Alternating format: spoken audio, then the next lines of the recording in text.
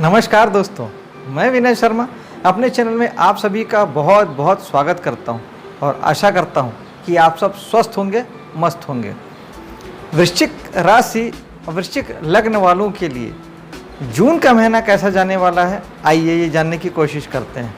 दोस्तों, वृश्चिक लग्न वालों के लिए काफ़ी अच्छा समय है जून का महीना, क्योंकि 4 ग्रहों की दृष्टि आपके लग्न पे पड़ रही है, जिसमें से सूर्य और बुध 7वें भाव से दृष्टि डाल रहे हैं, जिसमें सूर्य 15 तारीख तक आपके नेम फेम को बढ़ाएंगे, क्योंकि लग्न आपका है, आपका व्यक्तित्व है, आपकी फेमिंग है, आपका किसी भी प्रकार से आप अपने आप को जब ब्रांड बनाते हैं तो वो लग्न से बनाते हैं दोस्तों।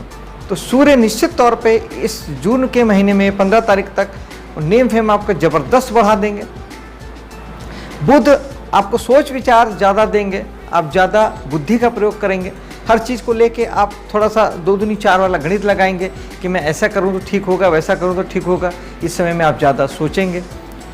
शनि की दृष्टि है तो शनि निश्चित तौर पे आपको अपने लिए ज़्यादा मेहनत करने के लिए प्रेरित करती है, क्योंकि लग्न आपका सेहत भी है, आपका शरीर भी है, तो निश्चित तौर पे आपको थोड़ा फोकस करना पड़ेगा, थोड़ा ध्यान देना पड़ेगा और अपने ऊपर थोड़ा सा समय लगाना पड़ेगा। थोड़ा एक्सरसाइज वगैरह कर लीजिए, थोड़ा योग ध्यान कर लीजिए, थोड़ा प्राणायाम कर लीजिए, तो शनि खुश हो जाएंगे और आपका शरीर भी आपका साथ देगा, बेहतर हो जाएगा। बृहस्पति की दृष्टि है, ये तो सबसे उत्तम, सबसे बेहतरीन दृष्टि है दोस्तों, चूँकि बृहस्पति या गुरु जहाँ देखते हैं वहाँ के फल को बढ़ा देते हैं। तो आपके लग्न में क्या बढ़ेगा? आपका व्यक्तित्व बढ़ेगा, आपकी पहचान बढ़ेगी, आपके काम करने का इच्छा शक्ति बढ़ेगी, आपका नाम दूर दूर तक फैलेगा, आप अपने आप को ब्रांड बना सकते हैं। इस समय में आपका ब्रांड बनने का समय है दोस्तों। मैं बार बार कहता हूँ, आप अपने आप को ब्रांड बनाएंगे तो नाम, शोहरत, पैसा तो उसके पीछे अपने आप आएगा। आप इस समय में ध्यान दीजिए अपनी ब्रांडिंग पे, अपने आप को सामने करके काम करिए, अपने नाम को आगे करके काम करिए, हर जगह पे खुद को प्रेजेंट करिए, खुद को आगे करिए। आप खुद इस बात को महसूस करेंगे कि आपका पहले से कहीं ज़्यादा समाज में, सोसाइटी में, दोस्तों यारों में, हर जगह, आपके काम धाम की जगह में आप ज़्यादा मजबूती से खड़े हो रहे हैं, आपकी वैल्यू बढ़ रही है, हर कोई आपकी बात को सुन रहा है, मान रहा है। तो खुद को आगे करिए दोस्तों। धन के स्वामी बृहस्पति आपके 5वें भाव में बैठे हैं, यानी कि आपको संतान से धन की प्राप्ति हो सकती है। कला मनोरंजन जगत से आपको अच्छे खासे धन की प्राप्ति हो सकती है। किसी को उपाय देना या हीलिंग करना भी 5वां भाव होता है। अगर आप उस तरह की किसी विधा से जुड़े हैं, जैसे मैं एस्ट्रोलॉजी कर रहा हूँ, तो मैं भी एक प्रकार से आपको मैं हीलिंग देता हूँ या आपको उपाय बताता हूँ, समाधान बताता हूँ। बेसिकली 5वां भाव समाधान का, अगर आप किसी प्रकार का समाधान आप किसी को देते हैं तो भी वहाँ से आपको अच्छी मात्रा में धन की प्राप्ति हो सकती है। बृहस्पति ज्ञान के कारक ग्रह हैं, 5वां भाव भी ऑटोमेटिक ज्ञान का है। तो अगर आप ज्ञान देते हैं, किसी को जीवन जीने की कला सिखाते हैं, निश्चित तौर पे आपको धन की प्राप्ति होगी ही दोस्तों। लग्नेश मंगल भी आपके 5वें भाव में बैठे हुए हैं, यानी आपका इस समय में 5वां भाव आपका दिमाग भी है, तो बहुत सारा वक्त आपका सोचने में जाएगा, प्लानिंग करने में जाएगा। साहस, पराक्रम आपका इस बात में लगेगा कि किस प्रकार से मैं ज़्यादा से ज़्यादा अपने आप को मैं आगे ले जाऊं। एजुकेशन पे आप फोकस कर सकते हैं, अपने ज्ञान को आप बढ़ाने की कोशिश करेंगे। क्रिएटिविटी पे आप फोकस कर सकते हैं, क्योंकि 5वां भाव क्रिएटिविटी का है। किसी भी चीज़ को जन्म देना 5वां भाव है, क्योंकि वो संतान का भाव है। और आपकी संतान भी इस समय में साहसी हो जाएगी, पराक्रमी हो जाएगी और एक्टिव हो जाएगी। ख़ास तौर पे जो बच्चे स्पोर्ट्स से जुड़े हुए हैं, खेलकूद से जुड़े हुए हैं, या आप स्वयं अगर खेलकूद या स्पोर्ट्स से जुड़े हुए हैं, तो निश्चित तौर पे बहुत ज़्यादा आपका साहस, पराक्रम उस दिशा में लगेगा। आप बहुत ज़्यादा एफर्ट लगाएंगे, बहुत ज़्यादा एक्टिव हो जाएंगे दोस्तों, अच्छे फल आएंगे। 12वें शुक्र आपके 6ठे भाव में बैठे हुए हैं 18 तारीख तक। तो चूँकि 12वां भाव आपके खर्च का होता है, विदेश का होता है, आपको 6ठे भाव में शुक्र प्रेरित करेंगे कि आप लग्जरी के लिए आप कर्ज वगैरह लेने की सोच सकते हैं। घर में सुख साधन जुटाने की कोशिश करेंगे, लेकिन वो कर्जों के माध्यम से करेंगे।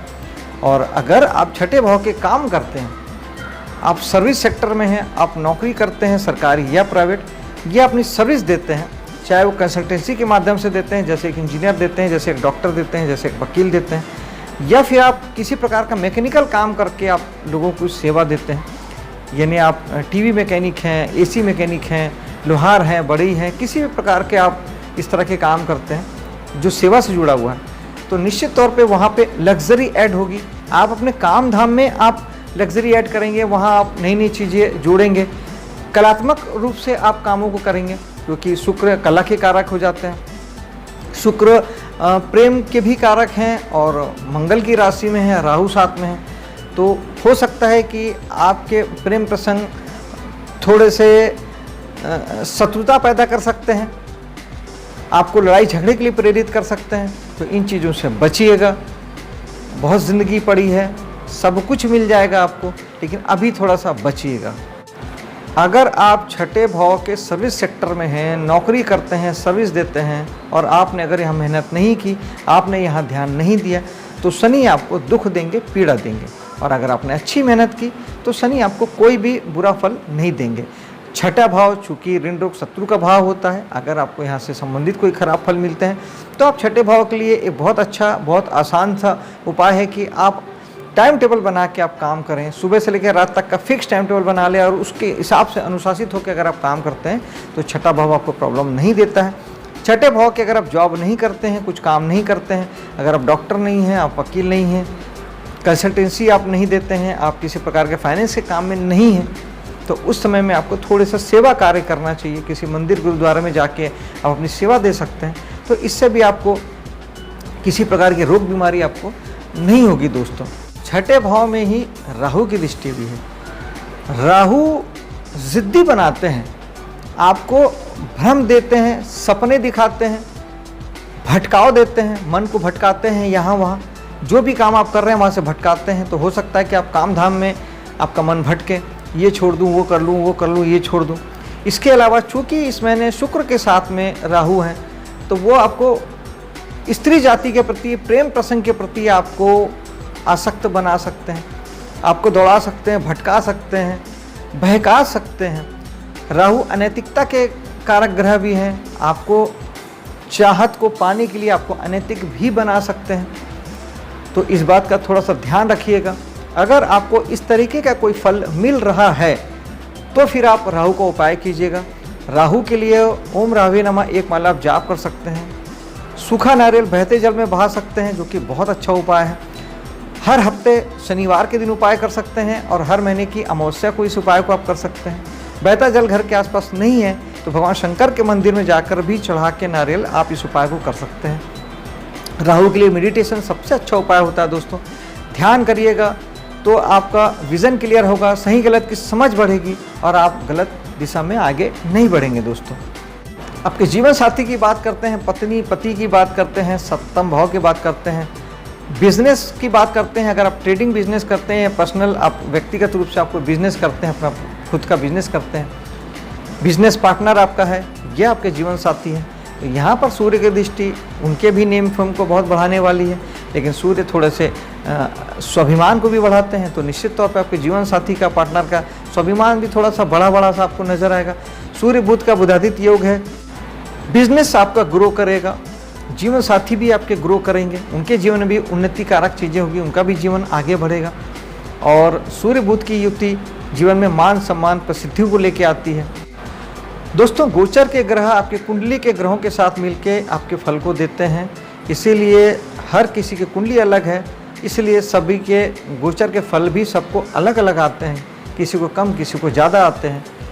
मैं सभी ग्रहों के उपाय इसीलिए बताता चलता हूँ कि जिनको उन ग्रहों से बैड इफेक्ट मिल रहे हैं उपाय कीजिएगा। जो ग्रह आपको बुरे फल नहीं दे रहे हैं आप उसका उपाय छोड़ दीजिएगा। सभी उपाय सभी के लिए नहीं है। बात करते हैं आपके आठवें भाव की। आठवें भाव में मंगल की दृष्टि है, तो निश्चित तौर पे मंगल आपके थोड़े से तनाव को बढ़ाएंगे, थोड़ा प्रेशर को बढ़ाएंगे। अष्टम भाव दुख तकलीफ पीड़ा का होता है, मेंटल प्रेशर का होता है। मंगल साहस के कारक ग्रह हैं, लड़ाई झगड़े के कारक ग्रह हैं, तो आप इस महीने कम से कम लड़ाई झगड़ों से बचेंगे तो बेहतर होगा।